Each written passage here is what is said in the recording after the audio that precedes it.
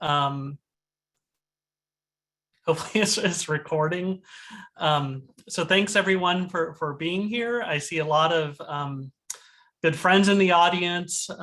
Wish I was with you all in person, but there's about 130 people here for today's seminar, which is fantastic.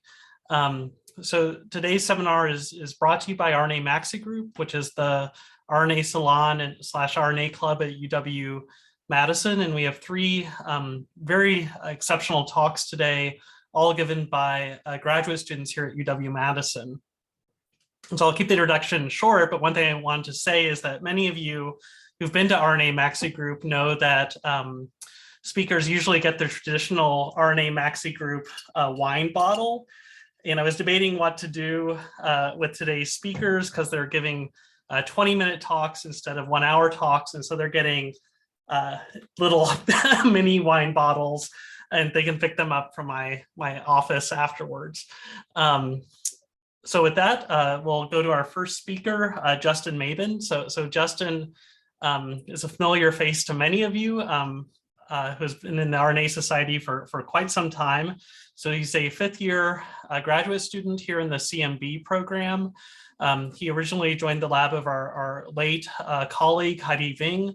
Then after she passed away, he moved into a joint project with Dave Brow and Peter Lewis, and continued on some work that he started in Heidi's group. And he'll be talking to us today about human spliceosomal snRNA sequence variants. So with that, take it away, Justin. Oh, and one thing before you begin, this was just put in the chat as well. So for questions and answers, there should be a question and answer button you have on the webinar. So use that to answer or to ask your questions, and then we'll answer them there and out loud after each talk. So take it away, Justin. All right, well, thank you, Aaron. And as Aaron said, I'm co-advised by Heidi Devinga and Dave Brown and Peter Lewis.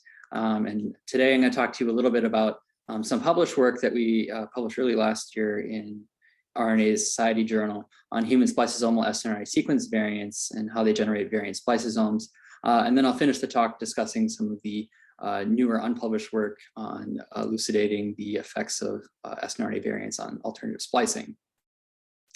And so I don't really need to explain to this group, but I will just briefly reiterate that small nuclear RNAs are the small RNAs that compose the spliceosome, along with many other proteins. And there are 2 flavors for those. There's the major class, which are composed of U1, U2, U4, U5, and U6. But there's also a lower abundance minor spliceosome, and it has its cognate snRNAs as U11, U12, U4 attack, and U6 attack. One thing to note is that U5 is shared both between the major and minor spliceosome. These small nuclear RNAs then form ribonucleoprotein complexes, otherwise known as SNRPs. And these SNRPs recognize cis sequence elements within a pre-messenger RNA and then can catalyze the intron removal, giving rise to the mature mRNA. Interestingly, in humans and other metazoans, snRNAs are actually multi-copy gene families.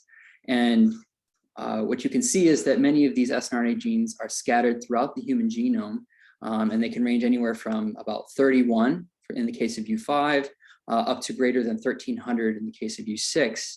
And for this reason, we're going to limit the scope of this talk to only the POL2 transcribed snRNAs, U1, U2, U4, and U5. We were really interested in identifying how many nucleotide differences there were between many of these variant snRNAs, or these paralogs, and the canonical snRNA gene. And so what you can see here from this, looking at the nucleotide differences here on the left, we can see that there are very few snRNA paralogs that have very small sequence differences, where the vast majority of snRNA paralogs actually have quite a few sequence changes in diversity and sequence overall. And so this led us to 3 big picture questions, and we were really interested in determining whether snRNA paralogs are actually expressed, and if these snRNA paralogs are functional, and if they're functional, do the expressed paralogs have distinct functions in splicing? And so as I just showed you, there are a number of snRNA genes throughout the genome, and in order to try to get an idea of how many of these might be expressed, we utilized the small RNA sequencing databases or data sets from the NCI 60 and the ENCODE databases. And from that, we found a subset of snRNA genes that had putative reads that we could indicate as potential expression. We then designed gene-specific oligos to then validate the expression of these snRNAs. And we actually find that for U1, U2, and U4, about half of the putatively expressed ones, we have evidence for their expression in human tissues. One thing that was really interesting was that of 21 that were identified in the small RNA sequencing for the U5s, all 21 we were able to find expression for in human cells and tissues. Due to the low number of expressed U4 paralogs, I will remove them from the rest of the talk and focus on U1, U2, and U5 for simplicity.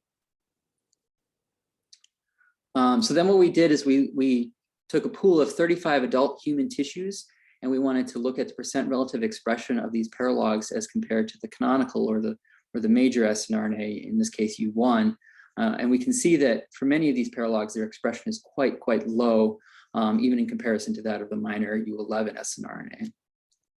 And this is something that we see is the same for U2, where many of the paralogs are quite lowly expressed, with the exception of U22, which has very few sequence differences as compared to U21, and is expressed at slightly higher levels than even the U12. But U5 is unique, in which there have been 5 previously identified U5 snRNAs that have been expressed, but we actually find that there's actually a couple more U5 paralogs that are expressed at roughly 1% or greater than the level of U5A. And so we looked at the expressed snRNA paralogs to see how significant the sequence differences of those expressed genes look like. And so I'm showing U5 snRNA gene families for the expressed ones here.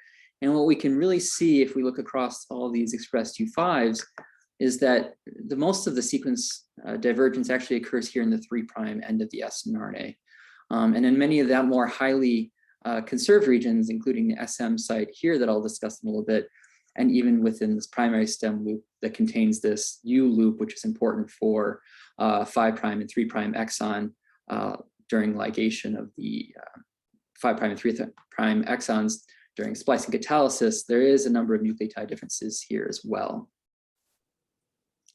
And so what we really wanted to do is take advantage of the complex biogenesis life cycle of an snRNA. And so we assay different aspects of biogenesis to identify which paralogs might be functional. And so the first step we looked at was the expression, and then we also assayed the cytoplasmic export and accumulation in the cytosol of snRNAs, followed by SM ring assembly and pre-SNRP formation, and then ultimately looking at the fully formed SNRPs and the incorporation into spliceosomes. And so we used the model 293T cell lines to do a lot of this biochemical assays. And so as we saw for the pooled human tissues, the expression of many of these snRNA paralogs are quite low as compared to the canonical, which is the same for U1 and U2 here, and that many of these paralogs contribute very slowly to the total amount of U1 or U2 in the cell. And again, very unique, U5 tends to have at least 8 very well expressed U5 paralogs, and many of these paralogs contribute to greater than 75% of the total U5 in the cell. And so what we find is about half of the putatively expressed snRNAs from the small RNA sequencing experiments for U1 and U2 are also expressed in 293T cells. And again, U2 or U5 has all 21 of them were expressed in 293T cells. The next step we wanted to look at was cytoplasmic export and accumulation. And so in order to do this, we did a nuclear versus cytoplasmic fractionation assay, followed by RT-qPCR to quantify the accumulation in the cytosol. And so what we're looking at here is actually the fraction of snRNAs present in the cytoplasm as compared to their total RNA levels. And so from this, many of the canonical and highly abundantly expressed snRNAs are present in the cytosol at around 10% of their expression. And what is really noticeable is that there are a number of snRNAs that we don't find detectable in the cytosol. And so what we infer from this is that there is a subset of snRNAs that nuclear export is blocked, or once they get exported to the cytosol, are rapidly turned over and they're unstable in the cytosol. And so again, another subset, a smaller subset of the expressed snRNAs are actually present in the cytoplasm. And then we wanted to identify those that can associate with this heteroheptameric ring, the SM ring, to form these pre-SNRPs. And so to do this, we took an anti-SM IP approach, and then we did quantitation by RT-qPCR to look at enrichment of these snRNAs bound by the SM ring. And so what we're looking at here is the relative enrichment of those snRNAs in the IP versus the total input. And what you can see, as we've seen for most of the U1s, they're not very well enriched at all in this SMIP. On the other hand, U2 has about a handful of snRNAs, paralogs that are well enriched in the Y12 or SMIP. And again, there's 8 very well enriched U5 paralogs present in the SMIPs. And one thing we can rationalize the reason why some of these are so lowly abundant or not well enriched in the SMIP is because if we look at the canonical SM binding site for U5 down here, and we look at the SM sites for both of these two paralogs, we see that there are a number of nucleotide changes that the more changes you have seems to be more detrimental, as you'd expect, to SM ring recognition and binding.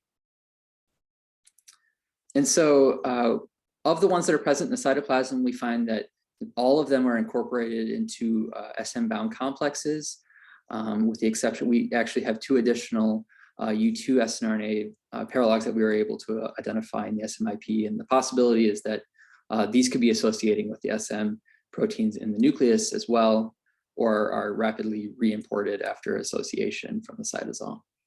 But the next step we were looking at was we were really interested in which ones are able to fully form SNRPs and then incorporate into spliceosomes. And so what we did is we did a nuclear extract gradient run where we put the nuclear extracts on a glycerol gradient and separated out the fully formed SNRPs from the spliceosomal complexes, and did again the same RT-qPCR enrichment assays. And now we're looking at the fully formed SNRPs here, and we see, as we've seen before, many of the U1s are not well enriched, only handfuls of the U2, and there are a number of U5s that are fairly well enriched in the fully formed SNRPs.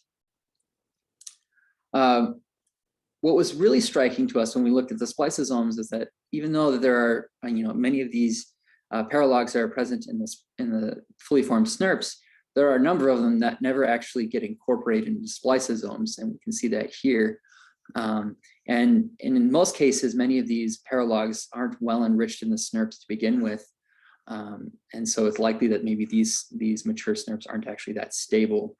But one thing that was really striking was the fact that despite the fact that many of these U1 paralogs are not well enriched in SNRPs, we see fairly strong enrichment of these in the spliceosomes. And so one way we can rationalize this is the possibility that these paralogs are able to associate with pre-mRNAs and can form spliceosomes, but are deficient during splicing catalysis and generate stalled spliceosomes. And again, notably, I want to reiterate that we have 8 U5 snRNAs that are well enriched in the spliceosome and are at fairly high abundances. And so what I've told you thus far is that there is a number of snRNA genes in the human genome, but only about a dozen of them produce variants that are incorporated into spliceosomes. And U5 seems to be the anomaly here, in which we have 8 very well enriched U5 snRNAs. And kind of our expectation for this is that the abundance of the U5 snRNA would reflect its influence on splicing. And so in this case, we're looking at the percent of total U5 contribution from these different paralogs in the spliceosome. So 46% of the spliceosome is composed of U5B, where only 1% is of U5E6. So we can imagine that those that are present in the spliceosome would have more of an impact on splicing. And we really wonder, do these U5 snRNAs have specialized functions? And just as a reminder, U12 is present at about 1% of the total level of U2, and similarly U11 is present about 1% of the total level of 1. So these are right within the range of the possibility of them being U5 specific minor spliceosomal snRNAs. But we don't have any evidence for that, but that is something we are actively following up on. But in order to get at the idea that these might have specialized functions, we generated knockout U5 snRNA human cell lines using CRISPR-Cas9 gene editing technologies, in which we use flanking guide RNAs to excise the entire snRNA gene to create these knockout cell lines. And just as an example here, we're looking at the U5A knockouts as the wild type U5A here. We have the full-length genomic loci, and here are 3 homozygous biological replicates for U5A knockouts. And so we've done this for each of the U5 snRNA genes that were present in the spliceosome. And we were interested in doing the RNA-seq to look at how the alternative splicing has changed. And so one thing I want to point out immediately is that U5A and U5B, this is the RNA-seq analysis and looking at alternative splicing events. You can see that U5A and U5B, the most abundant ones, have fairly modest effects on alternative splicing, and then primarily the effects are on exon skipping events. But when we do a U5A-B double knockout to reduce the total amount of U5 to below 50% in the cell, we see compounding effects on splicing and among other alternative splicing events are also increasing as well. But what was really exciting and unexpected was that many of the lower expression U5 snRNAs have nearly equal, if not more profound effects on alternative splicing. And again, the skipped exon events as compared to U5A and or B. So this kind of gives us some evidence that some of these U5 paralogs might actually have distinct functions in splicing. And so we were curious to see how many of these events were shared between the individual U5 paralogs, or if they were, and how many were unique. And that was actually quite shocking to us that that over 75% of the exon skipping events in each individual knockout were unique to that snRNA, and that many of these tend to be maybe distinct functions for those U5 snRNAs. And so we're actively following up on what types of genes and or what types of characteristics of introns or these skipped exons could be defining features for these snRNA variants or paralogs. So in conclusion, I've told you that there are a number of snRNA paralogs that have been expressed in human cell lines and tissues. We find that not all snRNA variants are functional or expressed variants are functional. And we found that about 41 generate variant containing spliceosomes. And I think you can appreciate that there's no real canonical U5 snRNA gene, and that I think there's pretty good evidence right now that there is specialized function for these individual U5 snRNAs, but then we will be continuing to follow up on this. And I'd like to acknowledge, of course, Dr. Heidi Devinga for allowing me to initially work on this project, and then Dave Brown and Peter Lewis for allowing me to transition into their labs and continue to work on many of the things that I had wanted to do when I was in Heidi's lab, and then guidance on things after that. And I'd also like to recognize the very strong RNA community we have here at UW-Madison in the RNA MaxiGroup, and along with the great seminars that the RNA Collaborative seminar series has been putting on. And I'd also like to recognize my funding sources, the NSF GRFP. So with that, I'd like to thank you and take any questions. Great, thank you, Justin. That's all. I'll give you the applause for everyone. So if people have questions, they can type them in the Q&A. I think, Justin, can you see that? There's one that's popped up already. I might have to, hold on one second. I can read the question out loud to everyone. How about that? So this is from Niels Walter. Do you expect the U5 snRNA paralogs to have their differential splicing function by taking the place of the normal snRNA or through an indirect effect? Mm-hmm. That's a good question. So we think that some of these paralogs, we don't know if it's that they can replace one another, if they're, they can compensate for one another. But since they have such unique splicing changes, we wonder if it's not something more indirect where they are actually influencing the splicing of, let's say, a splicing factor, and that's what's an individual splicing factor, and that's what's causing such a large increase or changes in alternative splicing that we're seeing from those paralogs. Great, and then we'll have one more question, and then Justin can answer the remaining questions in the Q&A chat. So Ortiz asks, if you look at the U2 paralogs, do any of them differ in the branch point recognition sequence, given that humans have very divergent branch points? Yes, I don't have any data for that in this talk, but definitely if you're interested in following up on that, we did put a lot of that in the most recent paper. So I can't remember off the top of my head any specific variants or paralogs, but I know that there was a couple that have nucleotide differences or deletions within that region that influences the potential structure and or conformational changes that occur in U2s during splicing catalysis. So. Great. Thank you, Justin. And so the remaining questions, Justin will be busy answering in the chat. So we'll go on to our next speaker, who is Bo Peng. See Bo, all right, there she is. So Bo is a third-year graduate student, both in the MSTP program, which is the Medical Scientist Training Program here at UW, and the CMB program. She's in Darcie Moore's group, and she'll be talking about characterizing of an RNA binding protein regulation in neuronal stem cell quiescence exit. So take it away, Bo. Thank you very much. Let me just share my screen really quickly. Is it okay, Dr. Hoskins? Can you guys see okay? I think you're sharing the presenter view again. Oh, let me try that again.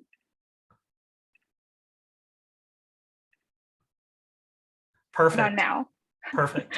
All right, I always have trouble with that. Thank you very much. All right, yeah. My name is Bo Peng. I'm a third-year grad student in Darcie Moore's lab, and I'm a sixth-year MD PhD student. So today I'll be talking about the characterization of RNA binding protein regulation in neurostem cell quiescence exit.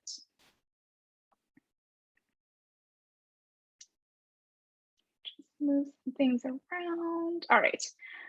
Adult neurogenesis is the process of producing newborn neurons from neurostem cells. These neurostem cells exist in specific neurogenic niches, such as the subventricular zone and the subgranular zone in the hippocampus. So we specifically study neurogenesis in the hippocampus. In the hippocampus, neurostem cells exist on the spectrum between activated to quiescent. And these activated neurostem cells are actively proliferating, dividing, differentiating to give rise to newborn brain cells such as neurons, whereas quiescent neurostem cells exist in this reversible G0 state, where they're capable of exiting quiescence and becoming activated upon signaling. While adult neurogenesis persists into adulthood and is the main method of replenishing brain cells in the adult mammalian brain, unfortunately, neurogenesis declines with aging and neurological diseases. Our field has found that one of the most significant barriers to decrease neurogenesis during aging is this reduced quiescence exit from these quiescent neurostem cells. Many extrinsic and intrinsic factors can contribute. Extrinsic factors include neuroinflammation, decreased actual neurostem cell numbers, and local paracrine signaling. But our lab specifically is interested in the intrinsic factors that control quiescence exit. It's been found that there's a functional link between the ability to shift protein homeostasis or proteostasis and quiescence exit. One of the mechanisms with which this occurs through is autophagy, as demonstrated in this article over here. We found another mechanism to be important, which is the formation of agrosomes. We have observed in stress conditions, one of the ways neurostem cells maintain proteostasis is through the formation of agrosomes. Vimentin is this intermediate filament that forms a cage around agrosomes, which is a polyubiquitin-rich structure, and is able to relocalize proteosomes to these agrosomes to aid in protein clearance. So our next question we asked was, if in stress states, agrosomes help maintain proteostasis, will we see an increase in agrosome formation in quiescence and quiescence exit, where there's a shift in proteostasis? To answer that question, we used our in vitro system to model quiescence and activation. Our cells are normally in the activated state. We add in various growth factors to induce quiescence. By day 3, most of the cells will have become quiescent. And then to push them out of quiescence, this is called quiescence exit. We just remove some of these growth factors and add back some other ones. And by 48 hours of quiescence exit, most of the cells have become activated again. So first, we observed that there was increase in aggregated protein formation as demonstrated by the proteostat signal in red in quiescent neurostem cells. By the 48-hour time point of quiescence exit, we saw a decline in proteostat signal, eventually reaching very low levels in activated states. At the same time, we examined Vimentin protein levels, and we saw that, surprisingly, in quiescence, it was lower as compared to activated states. But we noticed that during this 48-hour transition of quiescence exit, Vimentin protein gets rapidly upregulated and forming cages in the process, eventually reaching the highest protein levels in the activated state. But you notice that it's filamentous in the activated state and no longer in these cage structures. So we've wondered if Vimentin might be helping with this shift in proteostasis that is necessary for quiescence exit. We wondered if it was a correlation or if it was Vimentin actually necessary for quiescence exit. Using a Vimentin CRISPR knockout model, we then showed that Vimentin is important for quiescence exit because at this 48-hour quiescence exit time point in the Vimentin knockout in vitro model, there was reduced abilities of these quiescent cells to become activated, as demonstrated by the percentage of EDU positive cells, which is a marker for proliferation over the total number of cells. And you can see that compared to the wild type. We were able to show this phenotype in our in vivo 7-week-old mouse model also. So now knowing the physiologic relevance, we wanted to answer the question of how does Vimentin protein increase rapidly during quiescence exit in hopes of identifying regulators of quiescence exit. So we already knew that there was lower levels of Vimentin protein in quiescence and as compared to activated. So then we went a little bit upstream and we looked at Vimentin mRNA levels through QRT-PCR. And we saw that there was relatively higher levels of Vimentin mRNA in quiescence, which was kind of surprising for us because now there's this mismatch between mRNA and protein. So then we asked, well, if this happens to Vimentin, does this also happen to other prominent neurostem cell intermediate filaments? So then we looked at Nestin and GFAP, which are other prominent neurostem cell intermediate filaments, and that doesn't hold true for them. For both of those, the protein and mRNA levels follow the same trend. Nestin, lower in quiescence in mRNA and lower protein in quiescence, and then vice versa for GFAP. Demonstrating that Vimentin is truly unique in this mismatch between mRNA and protein levels. This kind of brought us to the idea that potentially there's these quiescent neurostem cells that could be in a prime state with extra mRNA that is necessary for quiescence exit that's just kind of hanging around, primed and ready to respond to environmental cues rapidly. And this has been observed in muscle neurostem cells previously. So first, to understand, I tried to examine which component of the Vimentin transcript is mediating this translational regulation. In data that was previously not shown, actually, I was able to show that this mismatch was not the result of increased protein degradation in quiescence. So I constructed multiple TET-on Vimentin overexpression vectors, and TET-on allows me to control them in a timely manner. And with and without its untranslated regions, so it's UTRs. And as you guys all know, UTRs are very important in translational regulation. So I examined with these various overexpression constructs how it impacted Vimentin mRNA level and Vimentin protein level in quiescence and activated states. I observed really no difference in the activated states for Vimentin mRNA levels. So those are the clear bars. So you can kind of just ignore those for now. But what I want to draw your attention to is when we overexpress Vimentin with just the open reading frame, just the coding region, there was an elevated level of Vimentin mRNA in quiescence as compared to the no-dox control. So that's the endogenous level of Vimentin. And when I overexpressed the open reading frame with a 3' UTR, I saw a similar trend where there was higher levels of mRNA in quiescence as compared to the no-dox control. So now looking at the protein levels, so over here, all the orange are the quiescent neurostem cell protein, Vimentin protein levels. When there's higher levels of, when I overexpress the open reading frame, there's higher levels of mRNA and there's higher levels of protein, which makes sense. But what was really surprising to us was that once we tagged down the 3' UTR, we saw still high levels of mRNA, but the protein translation is reduced in this case. This led us to the idea of potentially the 3' UTR Vimentin is the area that's mediating the translational repression. So next I wanted to investigate to see if this was a cis or a trans-regulatory element. So what I did was I swapped out Vimentin's open reading frame for EGFP's open reading frame, but still with Vimentin's 5' UTR or with Vimentin's 3' UTR at the appropriate ends.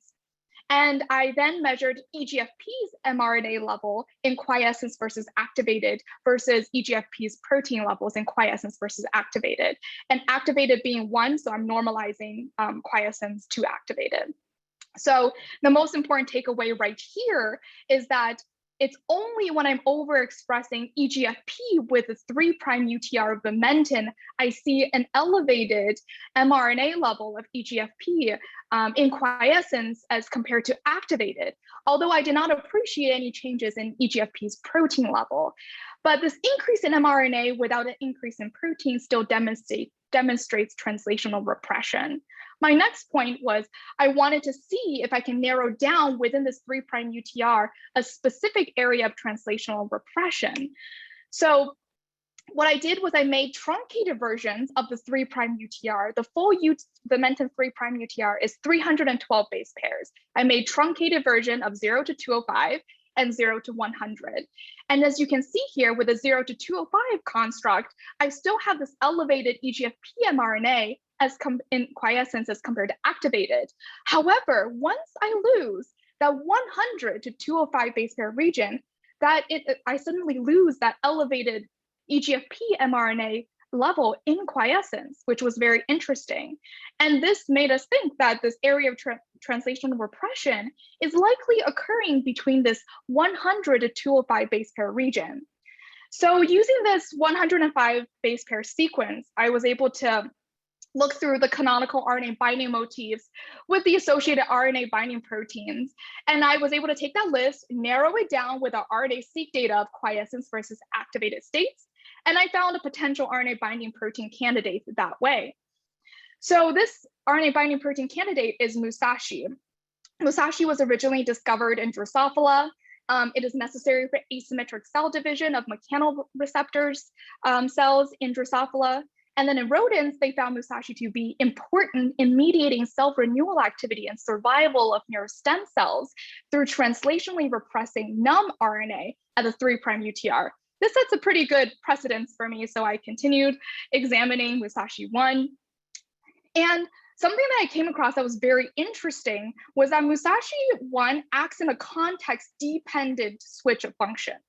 So in mammalian neurostem cells, it's able to promote cell cycle progression by repressing mRNA translation. Whereas in Xenopus oocytes, it's able to promote cell cycle progression by activating its mRNA targets. So that even feeds into our hypothesis of potentially this RNA binding protein should be acting in a state-dependent manner, specifically in quiescence. So then we wanted to see if Musashi even bound to Vimentin mRNA at all.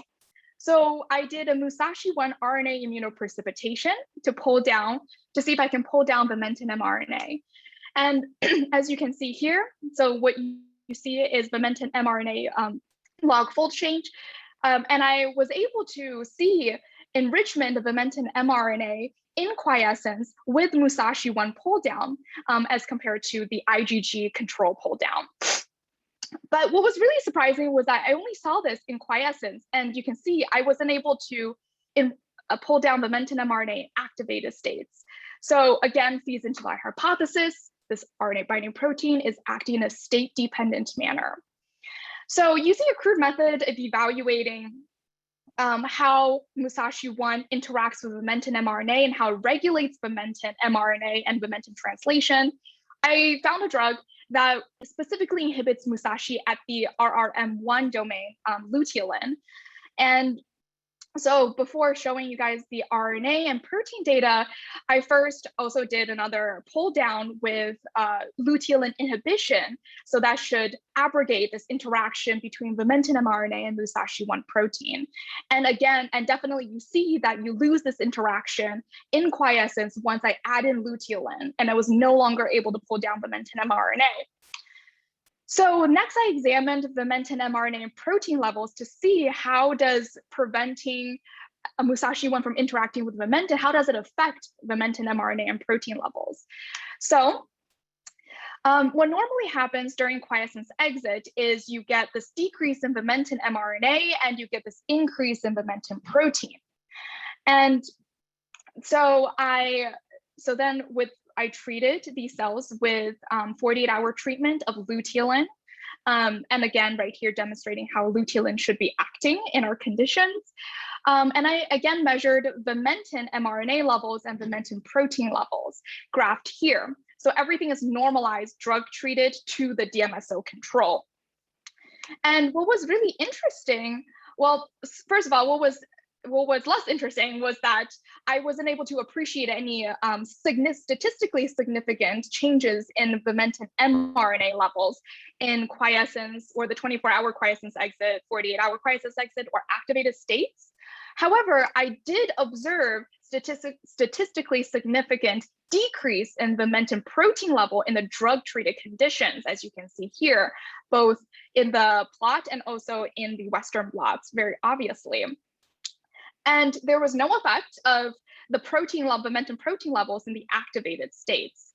So seeing that there's this decline, and again, this kind of goes against what we originally hypothesized, because we thought that if luteolin is supposed to inhibit Musashi from binding to vimentin mRNA, then by releasing vimentin mRNA, it should be freed for translation in quiescence. But again, our experiments revealed the opposite trend. So seeing that there's this decline in vimentin protein levels in quiescence exit, we want to see if this caused any functional consequence. So again, I performed this quiescence exit assay, EDU, and I evaluated how well these quiescent cells were able to exit quiescence. And you can see here at this 48-hour quiescence exit time point, in the luteolin treated condition, these cells were not able to exit quiescence as well as in the control condition. And any drug has off-target effects. So we looked at quiescent exit abilities in our vimentin knockout cells. And we saw that there was no difference in the ability of these quiescent cells to exit quiescence in the drug-treated condition as compared to the control, demonstrating that the effect of luteolin is specifically through vimentin's pathway. In conclusion, I found that the 3' UTR vimentin to be an important area of translational regulation in quiescence, in your stem cell quiescence exit. And we hypothesized that by preventing Musashi from binding to vimentin's 3' UTR, it should be releasing it for translation. However, that doesn't appear to be true because we saw a decline of vimentin protein levels. We're still trying to elucidate exactly what is happening, but some of the things we could think could be happening is like sequestration of the RNA with other RNA binding proteins, or maybe marginal RNA decay. As you saw there, it wasn't statistically significant in terms of the decay. So we're also currently working on Musashi-1 overexpression and knockout data. And there's a whole localization piece that I didn't get to talk about today. But what all of this means is that we found a novel mechanism of mRNA regulation in a state-specific manner during neurostem cell quiescence exit, and it could potentially reveal insights regarding the unique translational regulation during neurostem cell activation. With that, I just like to thank everybody for being here, and I really like to thank RNA MaxiGroup for giving me this opportunity, and everybody in the Moore Lab, and all of our collaborators, and my thesis committee, and all of our funding sources. With that, I would like to take questions. Thank you, Bo. That was wonderful. So remember to type your questions in the Q&A. So I can start off with one. So is, I forget how you say it, Musashi or Musashi, is it also Musashi. regulated itself? Have you looked at the expression of it during the exit from quiescence? Yeah, so I have looked at the protein levels and it doesn't change across during quiescence exit.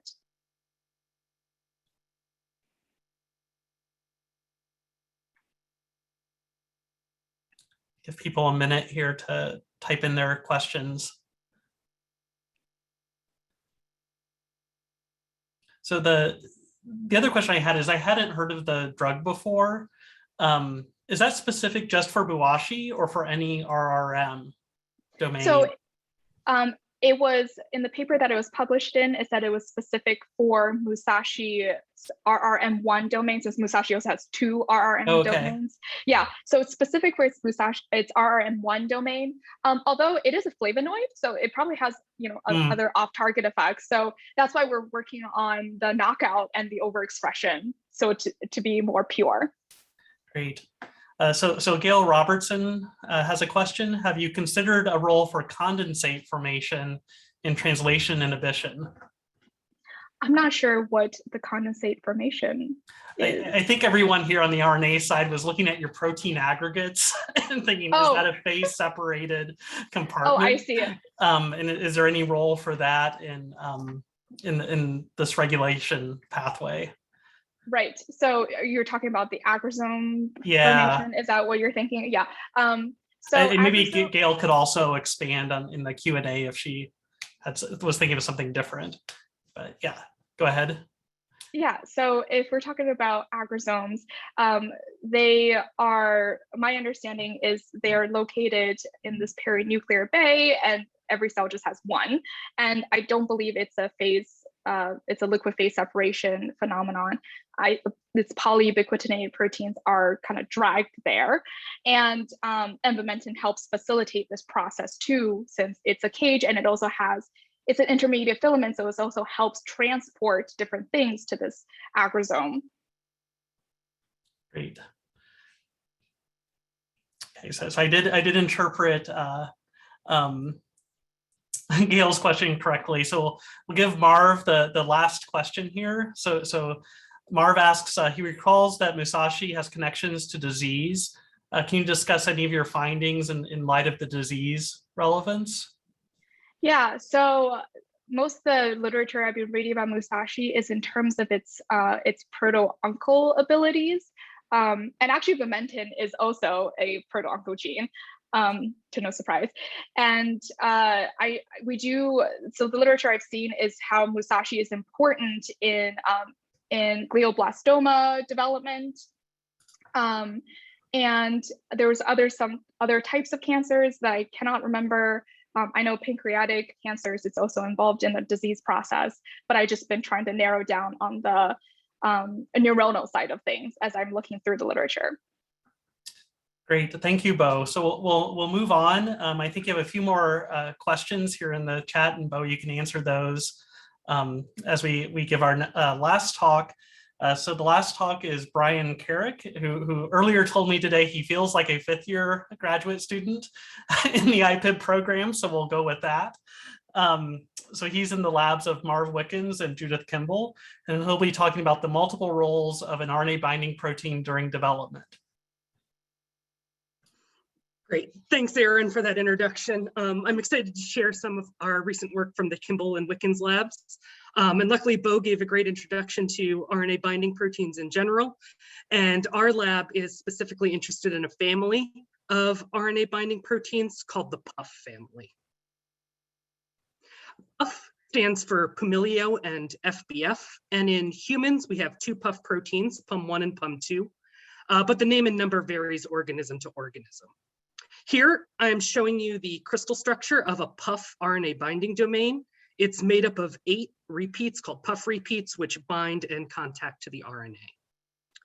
PUF proteins typically bind to the 3' UTR and repress RNA by controlling their decay, localization, or translation. And this family is implicated in many biological processes, but we're most interested in their role as conserved stem cell regulators. So here I'm showing you examples of organisms where PUF proteins have been shown to be important for stem cells, and they also have neuronal function in flies, worms, and mice, and are associated with developmental disorders and cancer proliferation in humans. And so of these various model organisms that have been shown to be important, puffs are important for stem cell regulation, we focus on the C. elegans germline. When the C. elegans germline, there are two nearly identical puff proteins, FBF1 and FBF2.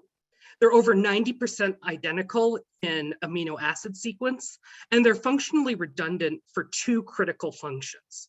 They're required for both maintaining the germline stem cells, so making sure the stem cells keep dividing and making more stem cells. And then they're also important for determining what those cells will eventually differentiate into. And since it's the germline, there's two options, either sperm or oocytes. And so for a long time, we've been interested in how these two proteins work to perform these two very different functions in the context of the same tissue.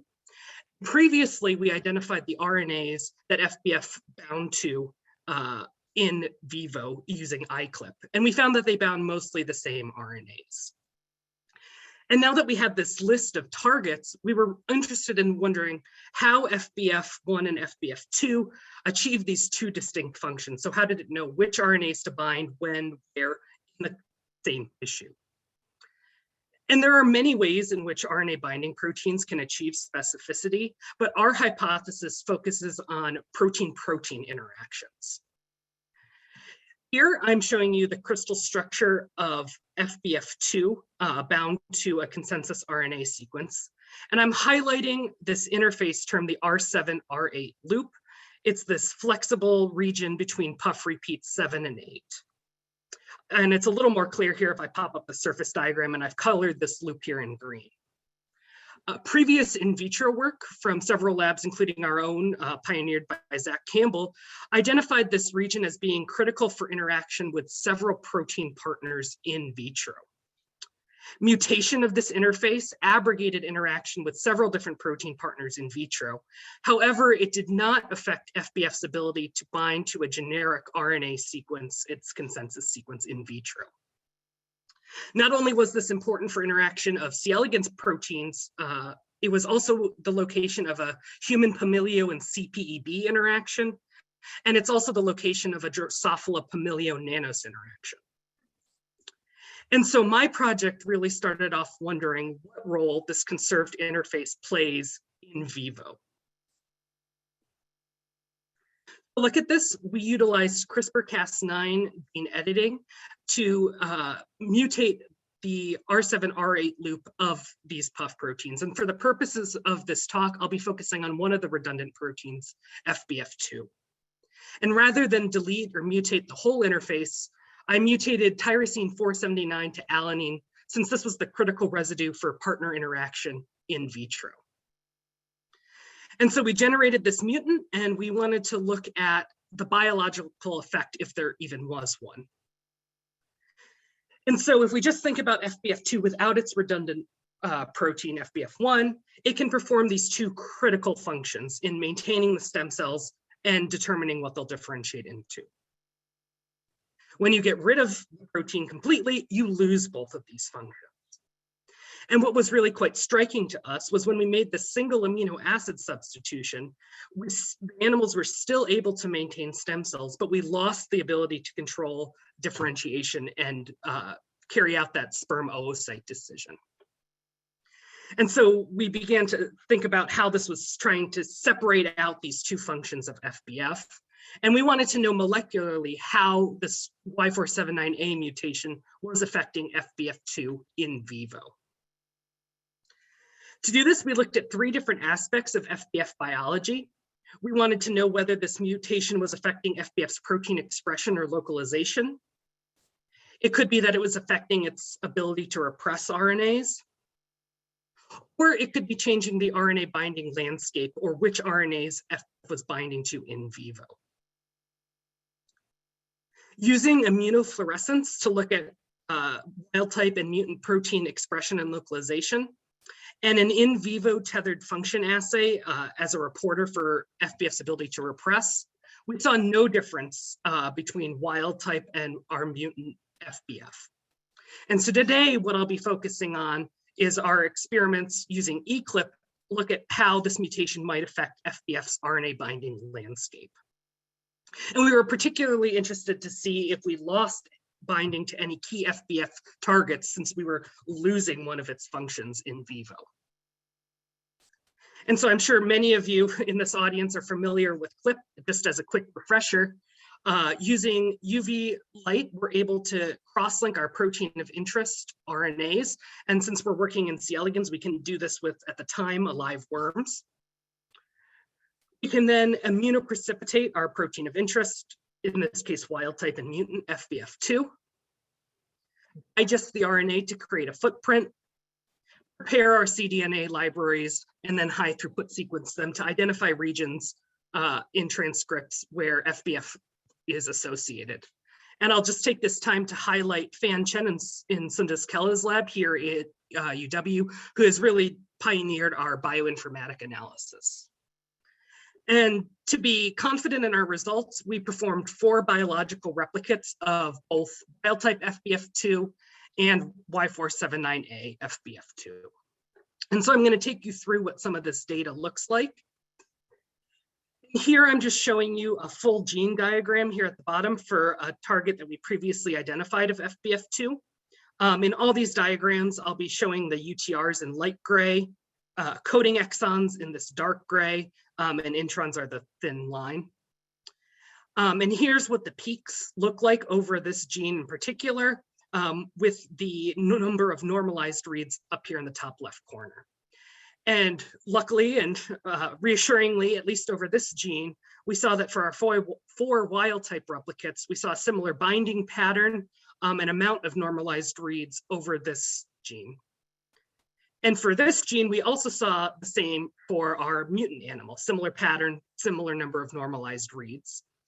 And I'm not going to be showing this full diagram for the rest of the peaks I'll be describing, but I'll be showing these zoomed in looks where I'll truncate the gene off and then show all 4 replicates overlaid on top of each other. And I hope you can appreciate that when we have our wild type peak here, when I overlay the mutant, you can see how similar they are. And of course, we didn't want to just look at this one target. We wanted to look at all the peaks we identified in our data set. And that's what I'm plotting here, which is the log2 fold change of our number of normalized reads for our mutant over our wild type against the false discovery rate. And we used a cutoff of FDR less than or equal to 0.01 for this illustration. And so in total, we identified around 2,700 total peaks. And 2,300 of those did not change significantly. So a majority of the RNAs and peaks we were seeing did not change between wild type and mutant. However, we saw 94 peaks that were lower in our Y479A mutant, 18 of which were greater than a 2-fold change. And kind of surprising to us at first was we saw 325 peaks that were higher in our mutant, around 230 of which were a greater than 2-fold change. And so I'll just show you what this looks like from our peak diagrams. And I hope you can appreciate, whereas for that RNA I showed you earlier, the peaks overlapped almost exactly. Here we see this dramatic reduction in signal in our mutant animal. And of course, we wanted to know whether these lower peaks were actually changing regulation of these RNAs. And luckily, we've been interested in this gene GOLD1 as a target of FBF for a while, so we had the reagents to look at this. In this mutant animal, Y479A, where we see this lower FBF2 binding to the 3' UTR, we saw higher protein expression of this GOLD1 protein, indicating to us that FBF2 is no longer able to properly regulate this RNA target. In contrast, I mentioned these elevated peaks in Y479A. In this case, we saw some binding in our wild type sample, and it increased in our mutant animal. And so, of course, we wanted to ask whether these higher peaks changed the regulation. And thanks to an antibody from Jim Priest's lab and a epitope tagged animal from Geraldine Seydoux's lab, we were able to look at MEX5. In our Y479A animal, we saw this higher binding in the mutant to the 3' UTR, and we saw lower protein expression. So this indicated to us that FBF2 might be over-repressing and doing its job over time on this RNA. indicating that this change correlated to repression of this target. And besides these elevated peaks, we actually saw this really interesting class of RNAs where we saw new peaks, and they all happened to be in coding exons, where we saw absolutely no signal in our wild type animals and now newly formed peaks in our mutant animals. And so like the other two classes I showed you, we wanted to know whether these peaks changed the regulation of these RNAs. And at least for IFE3, which is the first one that I've looked at, which is cap binding protein in C. elegans, in our mutant animal, where these new peaks were found in coding exons, we saw no observable change in protein expression. So at least for IFE3, we're wondering whether this new binding in coding exons isn't cohesive, or it doesn't lead to a regulatory event.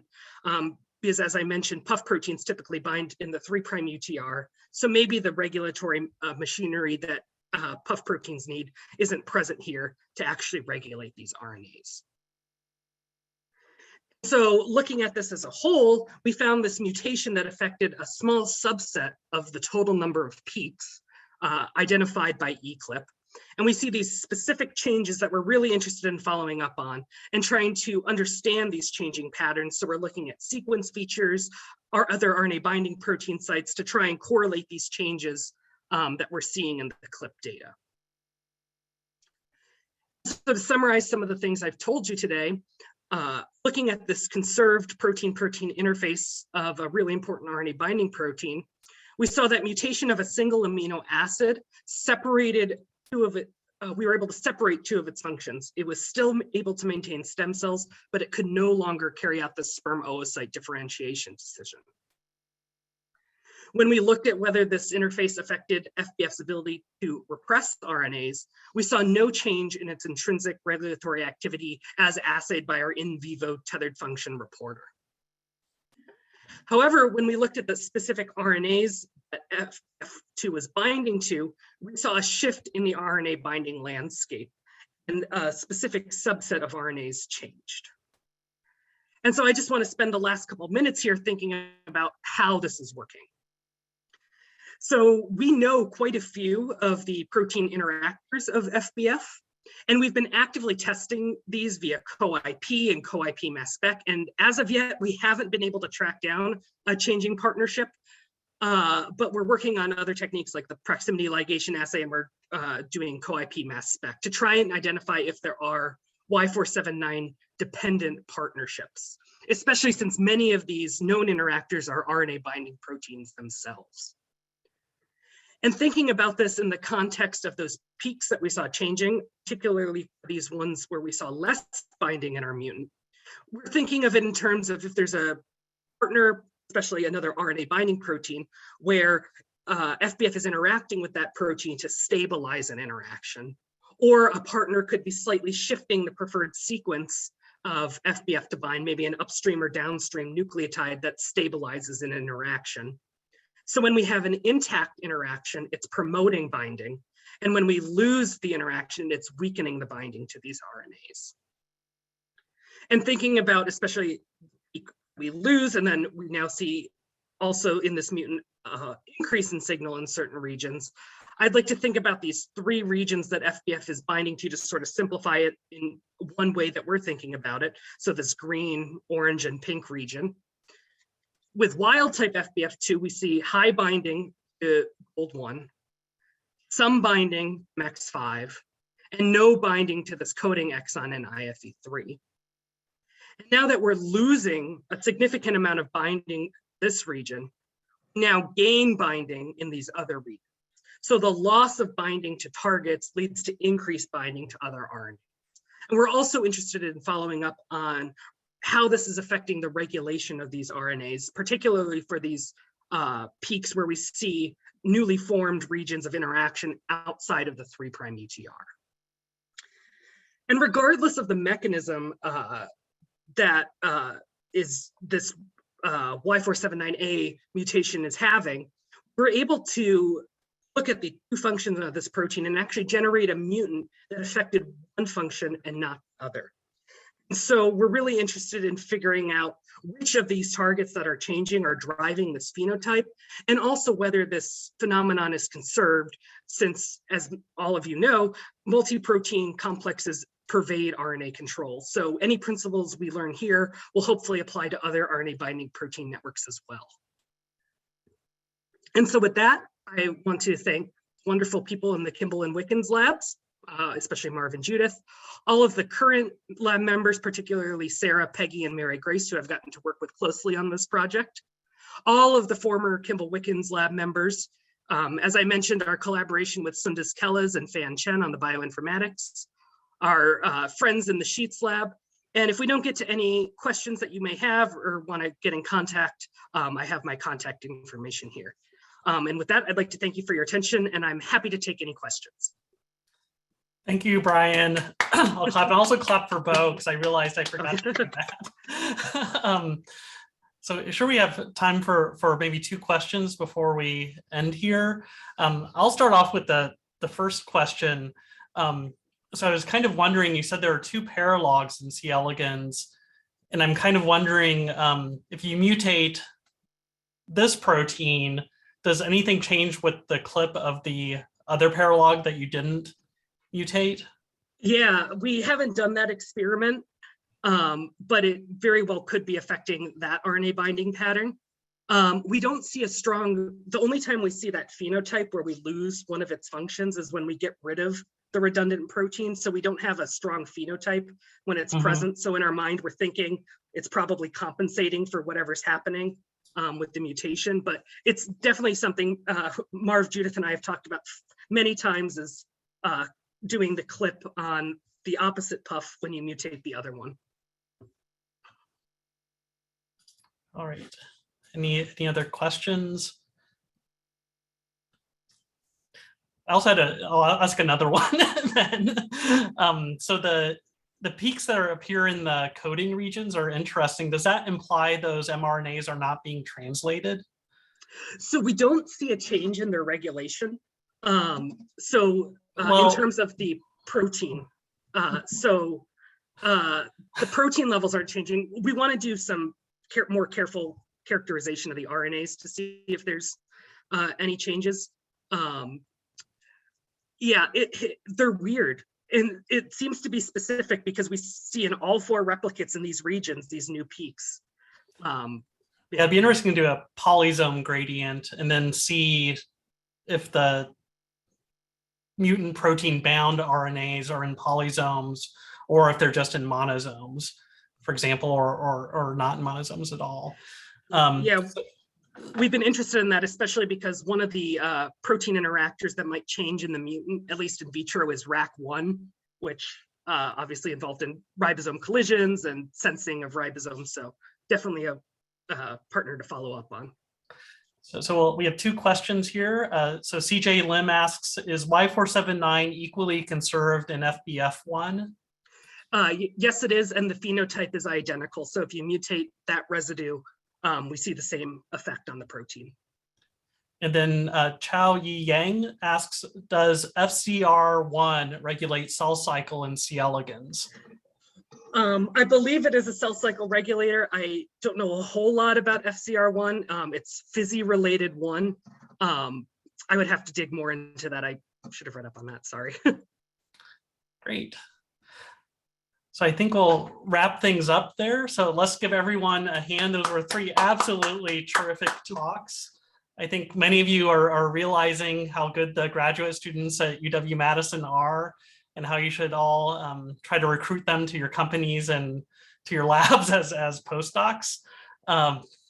So with that, I'll thank the RNA MaxiGroup organizers, the speakers again, their mentors, and the RNA Collaborative group for hosting this. So thank you, everyone, and one more round of applause.